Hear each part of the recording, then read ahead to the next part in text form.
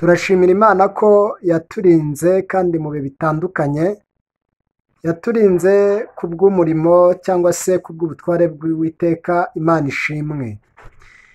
Imbere ya kamera za Karosi TV murabonayo umukobwa Belize, wa wundi Imana yakuye ahakomeye. Abazi ubuhamya twagiye dutanga, yatanze cyangwa se yavuze aho Imana yamukuye. Ndi umugabo wo kubihamya ni Karosi nanjye, ariko twashatse kugira ngo tugeze ku banyarwanda cyangwa se ku bantu bumva ikinyarwanda n'abagerageza kuba bacyumva, ubuhamya uturutse hasi kugeraho Imana yankoresheje ikamufata cyangwa se agafatwa, yari yaje kuba yangirira nabi.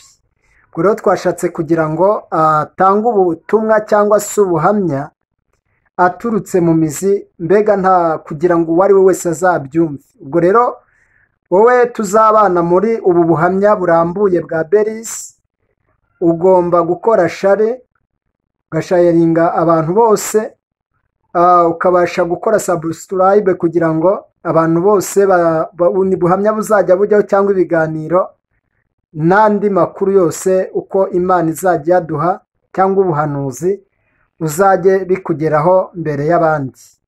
Ubwo rero turagusaba kugira ngo kore like kugira ngo bashe kudufasha muri uyu murimo w'Imana yatangije. Belize, mbere ya kamera za Karosi TV turakwakiriye.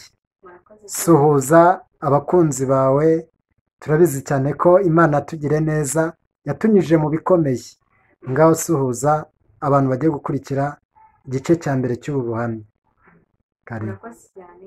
Banze gusuhuza abantu bose ari abumvisha ubuhamya bwanjye bwa mbere, abo bose ndabasuhuje, ndetse n'abandi bose bataranabwumva nabo mbifuriza ko basharinga bagakurikira ubu buhamya, barangiza bagakurikira bakumva ineza y'Imana, bakumva ko Imana bavuga cyangwa Imana ko igikora kandi gifite imirimo yo gukora, kandi ko Imana ikizura abapfuye ikongera ikabaha ubuzima buzima, cyane ko nanjye ndi umuhamya wo kubibahamiririza imbere yanyu, nkabibabwira nkabwira Imana yancishije ahantu Imana yankuye ni kure cyane. Mu buhamya bwanjye mwagiye mubwumva, mwarabukurikiranye, ariko nifuje ko nakongera nkabubaha kugira ngo mbaherere hasi.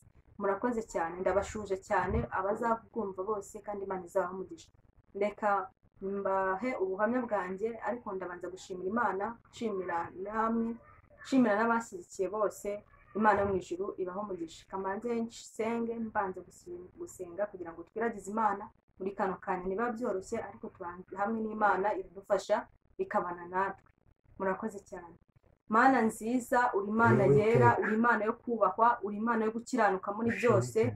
Dushimiye ineza yawe, dushimiye urukundo rwawe, dushimiye ko abanye natwe, dushimiye ko waturengeye, dushimiye kuri Imana Nyiringabo Data yibuka abapfuye warangiza ukabazura, abatazwi Nyiringabo ukongera ukabagarura imbere yawe. Nyiringabo twe twari tutazwi ukatuzana imbere yawe. Mwami nushimwe, nuhabwe icyubahiro. Mana Nyiribihe, dore ngiye kuza imbere yawe.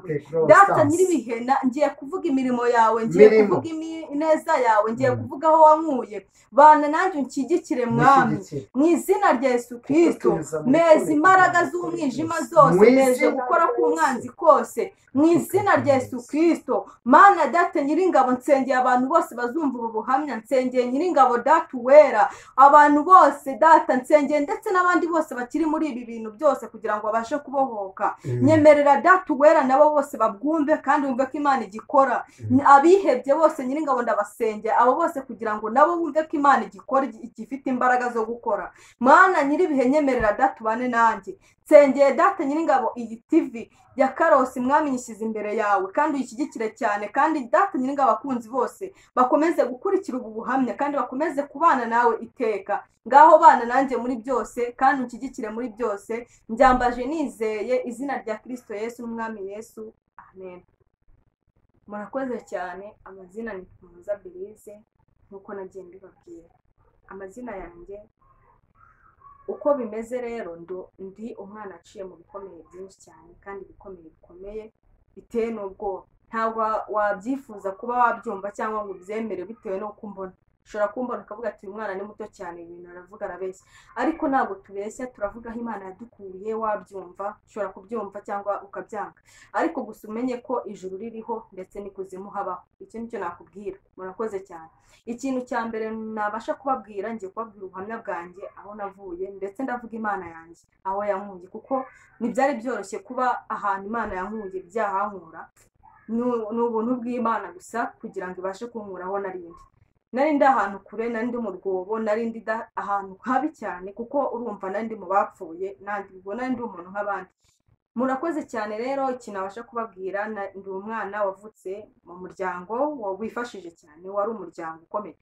Ababyeyi banjye nari mbafite ari babiri, nk'uko nari ndi imfura ya data.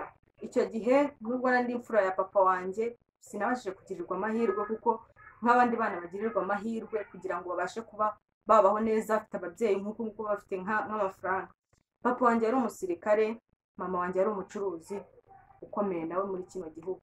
Nubwo yari umucuruzi, ariko ntabwo byari bifite amahoro, kuko bigira ahantu biva ibyo nabyo kugira ngo ubashe kuba wabona ibyo byose. Yari afite ubutunzi, ariko afite ubutunzi budafite amahoro, kuko yari yaratanze umwana wiwe w'imfura. Ntibyari byoroshye kubona umubyeyi yifata agatanga umwana, ariko kuko ari inyungu ziwe aremera akabikora. Urumva ngewe nagendeye mu kigare cy'ababyeyi cy'imiryango yanjye, mbyirukira muri iyo miryango imeze gutyo. Mu buzima bwanjye ukuntu byari bimeze rero, nibyo ngiye kubabwira muri kano kanya. Mujya mwumva bavuga ngo ikuzimu, abantu benshi bajya bavuga ngo ikuzimu ntihabaho, abandi bakavuga ngo ikuzimu habaho, ariko ndabahamiriza ko ikuzimu habaho. Mubyumve, kuko ikuzimu hariho cyane, kuko Satani arakora, kandi arakora cyane, kuko nanjye yarankoresheje. Mu mabyiruka yanjye kuva ndi umwana muto cyane, nari mfite ubwenge budasanzwe, nari mfite ubwenge butandukanye n'ubw'abandi bana.